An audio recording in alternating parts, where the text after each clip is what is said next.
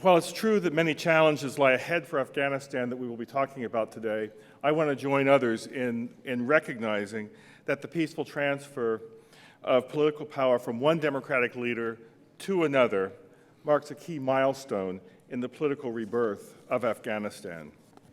However, as other speakers have noted, the economic situation in Afghanistan remains fragile.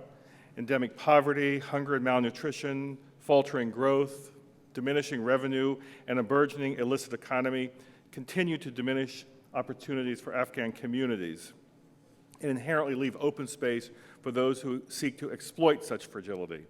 And similarly, as we have heard, corruption, weak rule of law, and lack of respect for human rights, including women's rights, remains widespread.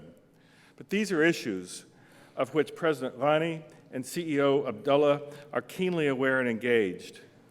And on behalf of the United Nations, I commend the National Unity Government for its ambitious and focused proposal for reform and renewal outlined in the conference paper, Realizing Self-Reliance.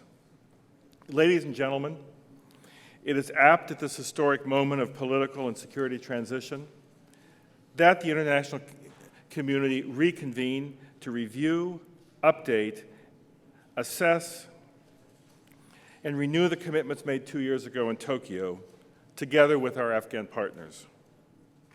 This is an opportunity to forge a strong, sustainable, and accountable partnership between the nations and organizations present here today, and through that union, to lay a foundation for a more secure and prosperous Afghanistan. The United Nations remains a committed partner with Afghanistan and the rest of the international community in building that foundation. I commend the Afghan government's direct commitment to address the impacts of economic fragility in conjunction with bolstering the rule of law framework. A commitment on all sides to accountability and transparency is the clearest path toward renewed and sustainable governance and institutional capacity.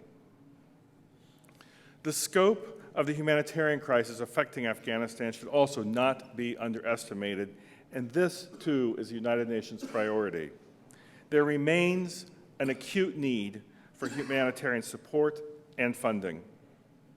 Similarly, rising civilian casualties, conflict-related displaced persons, and acute social disruptions all adversely affect the capacity of communities and government to function and provide the basic necessities as a direct result of conflict. Ladies and gentlemen, the security situation in Afghanistan is deeply troubling.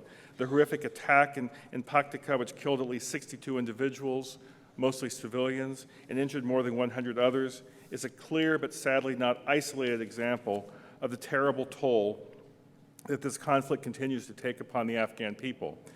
Despite the drawdown in international military forces, the international community must remain engaged in combating the devastating effects on civilians of this conflict. It is time to acknowledge that business as usual, including for the United Nations, is not enough.